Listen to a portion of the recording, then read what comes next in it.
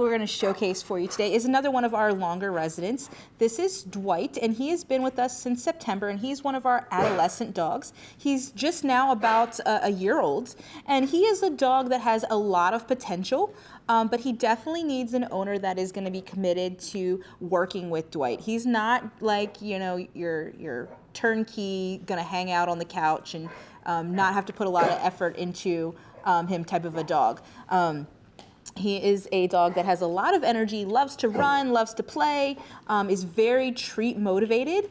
As you can see right now, he knows that there's a treat, and so he's trying to show Sean all of his things to figure out what he needs to do to get his treat. Giving his paw.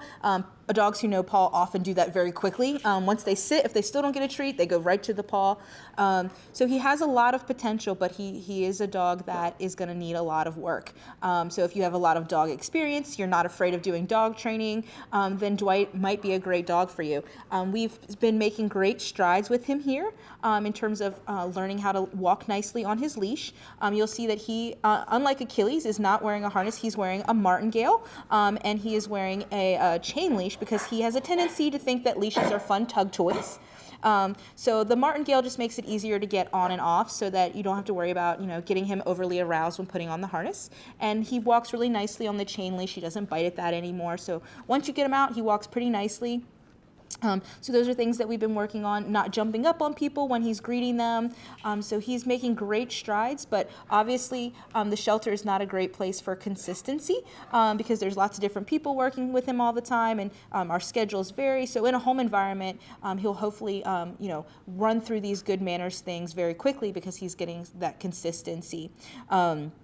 He is a dog that we haven't really had any issues necessarily with other dogs of his size, but there, you want to make sure that if you are interested in bringing in an additional dog into your household, that your dogs are required to come here and meet with our dog. And all of the adopters in the family are also required to meet dogs. That's not necessarily true for the cats and small animals, but it's really important for the dogs. We don't have any age restrictions on Dwight per se, but if he jumps up and your child is fearful, then that might not be a good fit for your household.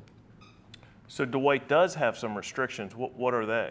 So those are about the other animals in the households. We try to be very mindful and observe what the dogs are doing, and the cats for that matter, are doing here in our facility. And we found that when Dwight was encountered with a very small miniature pinscher, he didn't necessarily think he was a friend so much. So he wasn't great with walking by Monster Mash. Also, we had a rooster for a while living in our coop outside, and he was far too interested in the rooster. And for those reasons, we are recommending that Dwight not live in a house with any types of small animals, cats, livestock, stuff like that, just to make sure that he doesn't get into any type of trouble and that the other animals in your home obviously stay safe. If you think that Dwight's energy level is exactly what you need to make your house a home and liven things up a little bit, you can visit him by going to visitfcac.as.me to book an appointment. If you have any questions about his behavior or things that you've heard about today, you can always give us a call as well at 301-600-15.